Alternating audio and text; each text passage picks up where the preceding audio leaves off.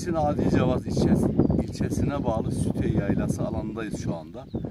Burada Adilcavaz halkının ve köy halkının şahıslarına ait arazileri, çayırları, meraları, yonca olarak biçenek yerleri mevcuttur.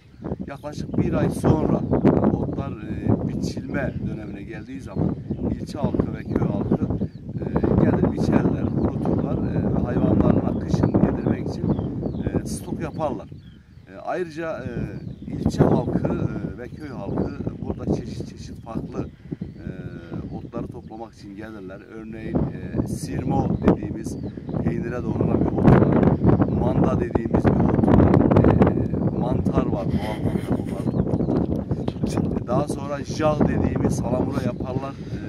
Kışın yemek için o otu toplarlar. Farklı otlar toplarlar burada. Kürtçe keledoş denen bir yemek var. Heliz denen bir otu toplar. Kurutur. Onunla etli heliz, keledoş yemeği bizim yörenin en meşhur yemeğidir. Piknik alanı olarak kullanılır bu alanlar. Güzel, doğa harikası bir yerdir. Süphan Dağı'nın hemen eteğinde olan bir yerdir. Farklı bitkilerle mevcuttur. Atalarımızdan beri burası Sütey Yaylası olarak gelinir. Burada piknikler yapılır. Eğlenceler düzenlenir. Gezintiler yapılır. Öyle bir mevcut alandır yani Sütey Yaylası dediğimiz bir alanımızdır. Adilcavaz'ımıza bağlı bir yerdir. Doğu tarafında yine Adilcavaz sınırları içerisinde olan Süphan Dağı mevcuttur. Süphan Dağı rakım olarak 4005 metre yüksekliğindedir. Şu anda eteğinde bulunduğumuz yerlerde bahar havası varken Süphan'ın şu an tepesinde kar yağmıştır. Hala kış orada devam etmektedir. Tabii ki tepesinde mevcut asırlarca kalıntı halinde karlar mevcuttur. Ben kendim de Süphan zirvesi yapmışım.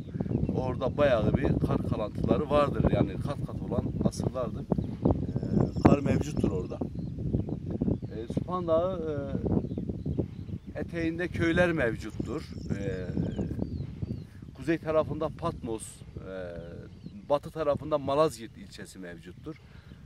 Doğu tarafında Erciş, güneyde de Adilcavaz ilçesi mevcuttur.